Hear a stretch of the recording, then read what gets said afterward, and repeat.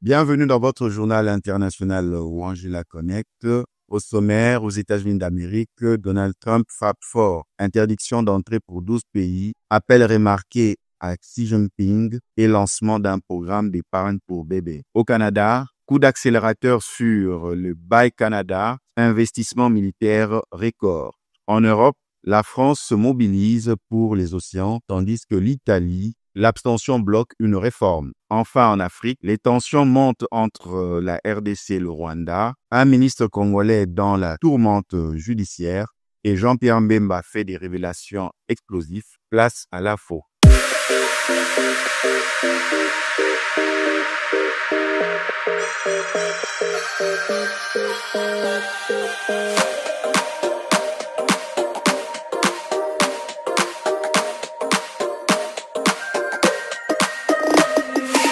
Le président Donald Trump interdit l'entrée aux États-Unis d'Amérique aux ressortissants de 12 pays. Ce décret invoquant la sécurité nationale est entré en vigueur ce lundi 9 juin 2025. Suivant cet élément. Le décret entré en vigueur interdit l'entrée aux ressortissants de pays comme l'Iran, la Somalie ou Haïti. Trump accuse ces États de ne pas assurer le contrôle de leurs citoyens. Les partisans du décret évoquent un besoin de sécurité, tandis que les critiques dénoncent une discrimination ciblée. Les ambassades américaines ont suspendu la délivrance de visas. Plusieurs familles sont séparées et des recours en justice sont en préparation. Toujours aux États-Unis d'Amérique, Donald Trump a enfin eu un échange direct avec le président chinois Xi Jinping, un premier pas vers une détente après des mois de silence diplomatique. Le président Trump a qualifié cet appel de « plus attendu de l'année ». D'une durée d'1h30, la discussion a porté sur les droits de douane, la sécurité régionale et les tensions commerciales. Trump parle d'un dialogue rétabli. Pékin, plus réservé, reste ferme sur ses positions. Cette reprise de contact pourrait ouvrir la voie à de futures négociations entre les deux géants mondiaux. Social et santé aux États-Unis d'Amérique, la Maison-Blanche lance un programme d'épargne pour le nouveau-né. Chaque bébé recevra un compte d'investissement de $1 000.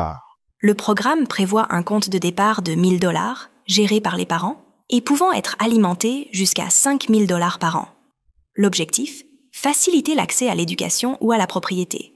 Des entreprises comme Dell ou Uber veulent contribuer pour leurs employés. Mais les démocrates dénoncent une mesure inégalitaire, qui profiterait surtout aux familles déjà favorisées sans protection sociale accrue. Changeons de pays et allons au Canada.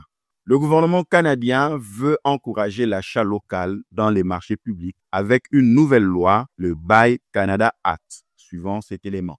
Le Buy Canada Act doit réserver une partie des contrats publics aux entreprises canadiennes.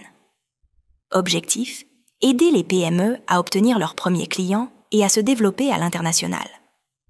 Inspirée du modèle américain, cette politique repose sur des exceptions existantes dans les traités.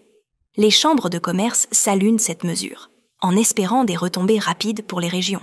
Autant, le Canada annonce un investissement militaire record, plus de 60 milliards de dollars pour atteindre les objectifs OTAN. Élément de réponse.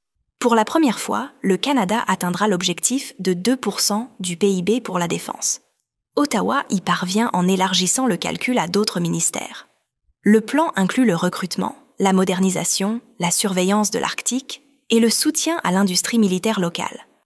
Ce choix, selon Carney, vise à renforcer la sécurité du pays, dans un monde où les tensions géopolitiques s'aggravent.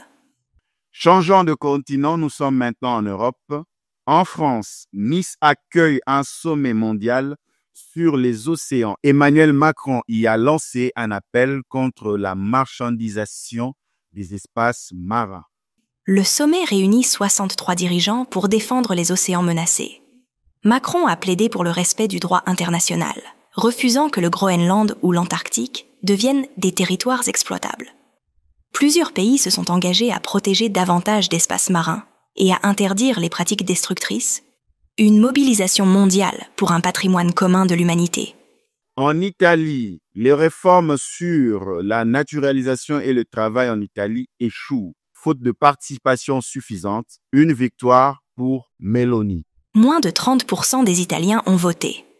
Le référendum est donc annulé. Il proposait de faciliter la nationalité et d'abroger des lois libérales sur le travail. Le gouvernement Meloni avait appelé à l'abstention. Pour l'opposition, c'est un revers, mais elle promet de continuer le débat. Pour Meloni, ce faible taux confirme la confiance dans sa politique. Le Rwanda annonce son retrait de la CEAC, accusant de blocage interne, une rupture qui reflète les tensions régionales. Le Rwanda reproche à la RDC et au Burundi de l'avoir empêché de présider l'organisation. Kinshasa accuse Kigali de soutenir des groupes armés comme le M23.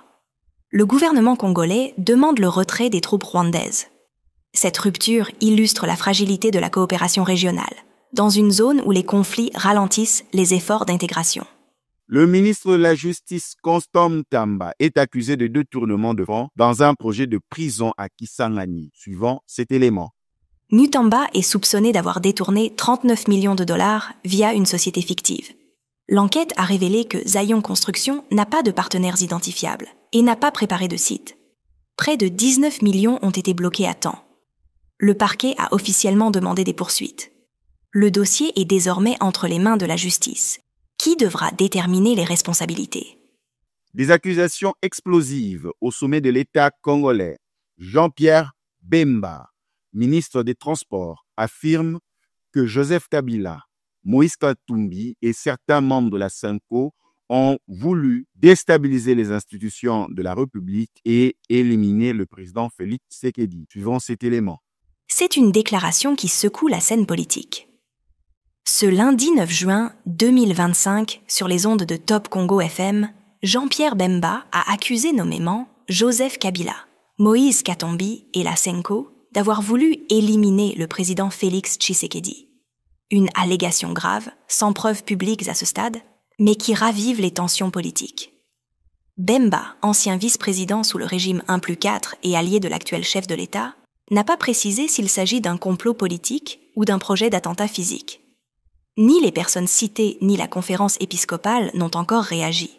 Une enquête ou un éclaircissement officiel pourrait être nécessaire dans les jours à venir.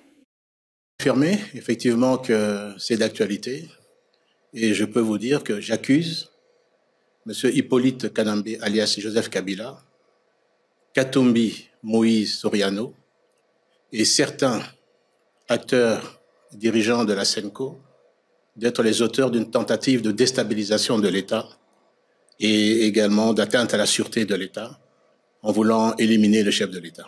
Quand on dit accusation, on dit preuve. La dernière fois, vous aviez avancé certains faits que vous n'aviez pas démontrés.